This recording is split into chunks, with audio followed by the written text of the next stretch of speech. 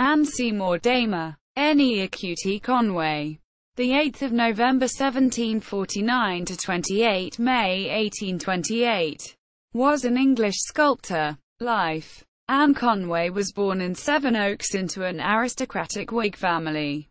She was the only daughter of Field Marshal Henry Seymour Conway (1721 to 1795) and his wife Caroline Bruce, born Campbell, Lady Aylesbury, 1721 to 1803, and was brought up at the family home at Park Place, Remenham, Berkshire. In 1767 she married John Damer, the son of Lord Milton, later the 1st Earl of Dorchester.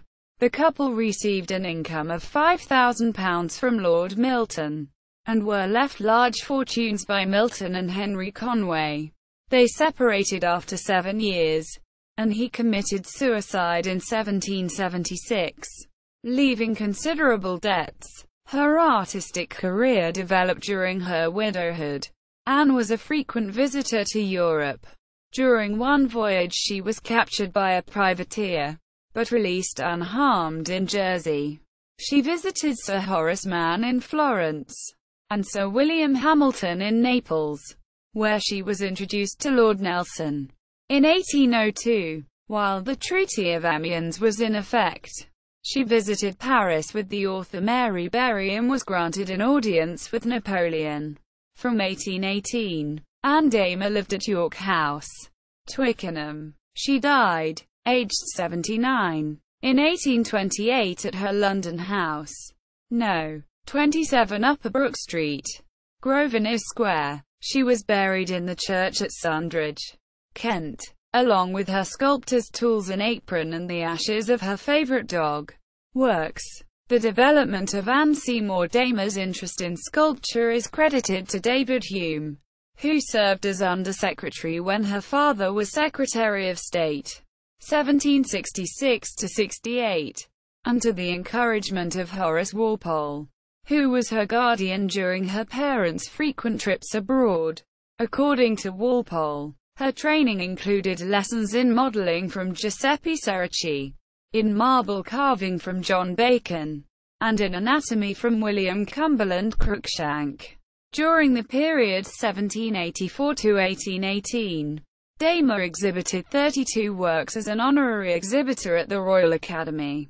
Her work, primarily busts in neoclassical style, developed from early wax sculptures to technically complex ones in works in terracotta, bronze, and marble. Her subjects, largely drawn from friends and colleagues in Whig circles, included Lady Melbourne, Nelson, Joseph Banks, George III, Mary Berry, Charles James Fox and herself. She executed several actors' portraits, such as the busts of her friends Sarah Siddons and Elizabeth Farren, as the Muses Melpomene and Thalia. She produced keystone sculptures of Isis and Tamesis for each side of the central arch on the bridge at Henley-on-Thames. The original models are in the Henley Gallery of the River and Rowing Museum nearby. Another major architectural work was her 10-foot statue of Apollo, now destroyed, for the frontage of Drury Lane Theatre. She also created 2 bas-reliefs for the Boyd L. Shakespeare Gallery of scenes from Coriolanus and Antony and Cleopatra. Damer was also a writer, with one published novel, Belmore, first published on 1801. Personal life. Damer's friends included a number of influential Whigs and aristocrats. Her guardian and friend Horace Walpole was a significant figure, who helped foster her career and on his death left her his London villa, Strawberry Hill. She also moved in literary and theatrical circles, where her friends included the poet and dramatist Joanna Baillie, the author Mary Berry, and the actors Sarah Siddons and Elizabeth Farren. She frequently took part in masques at the Pantheon and amateur theatricals at the London residence of the Duke of Richmond, who was married to her half-sister.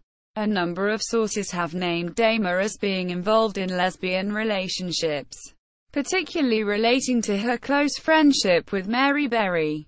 to whom she had been introduced by Walpole in 1789, and with whom she lived together into her later years.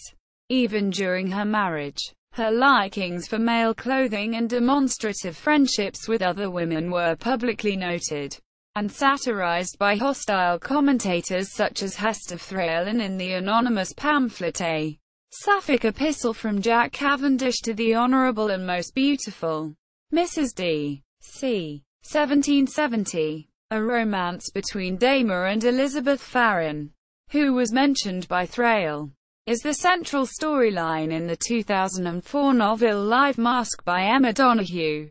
Artcyclopedia information including links to artworks.